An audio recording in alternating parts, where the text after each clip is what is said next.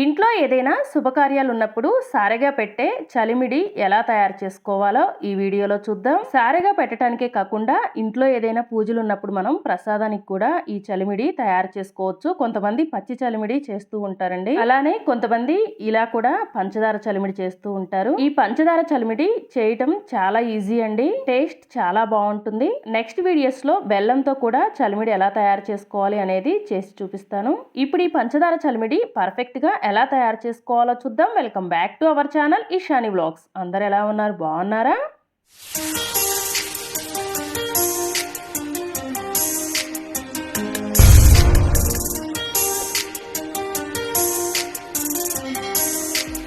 పంచదార చలిమిడి తయారు చేసుకోవడానికి ముందుగా తడి బియ్యం పిండి తయారు చేసి పెట్టుకోవాలి.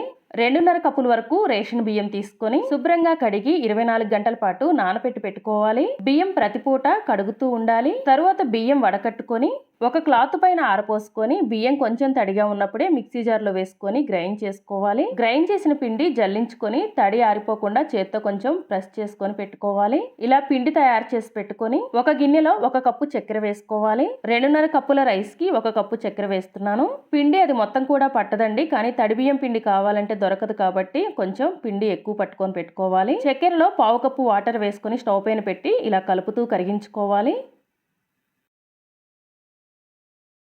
చక్కెర కరిగిన తర్వాత 1/2 స్పూన్ వరకు ఇలాచీ పౌడర్ వేసుకొని పాకం వచ్చే వరకు ఉడికించుకోవాలి.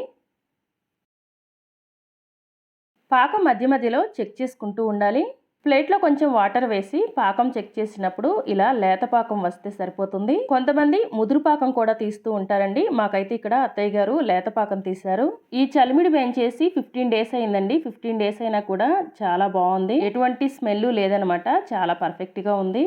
ఇలా లేత పాకం వచ్చిన తర్వాత ముందుగా రెడీ చేసి పెట్టుకున్న తడిపిండి కొద్ది కొద్దిగా వేసుకుంటూ ఉండాలి.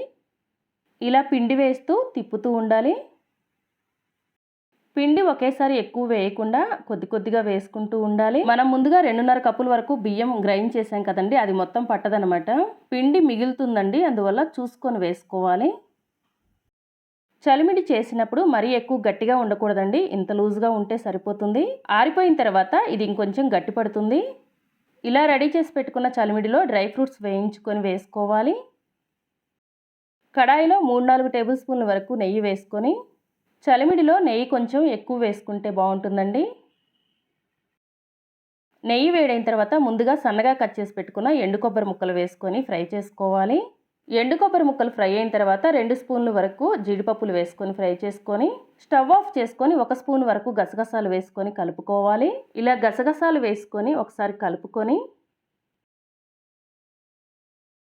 ముందుగా రెడీ చేసి పెట్టుకున్న చలిమిడిలో వేసుకొని కలుపుకోవాలి. చలిమిడి రెడీ అయిపోయింది. చలిమిడి కొంచెం ఆరిపోతేనే చూడండి ఎంత గట్టిపడిపోయిందో. పూర్తిగా చల్లారిన తర్వాత ఇది ఇంకొంచెం గట్టిపడుతుంది. పంచదార చలిమిడి రెడీ అయిపోయింది. ఫ్రెండ్స్, మీరు మొదటిసారి మన ఛానల్ని చూస్తున్నట్లయితే ప్లీజ్ ఛానల్ని సబ్స్క్రైబ్ చేసుకోండి. అలానే పక్కనే ఉన్న బెల్ బటన్ని క్లిక్ చేసి అలానే ఆప్షన్ని క్లిక్ చేయండి. ఇలా చేయడం వల్ల నేను ఏ వీడియో పోస్ట్ చేసినా వెంటనే మీ మొబైల్కి నోటిఫికేషన్ వస్తుంది.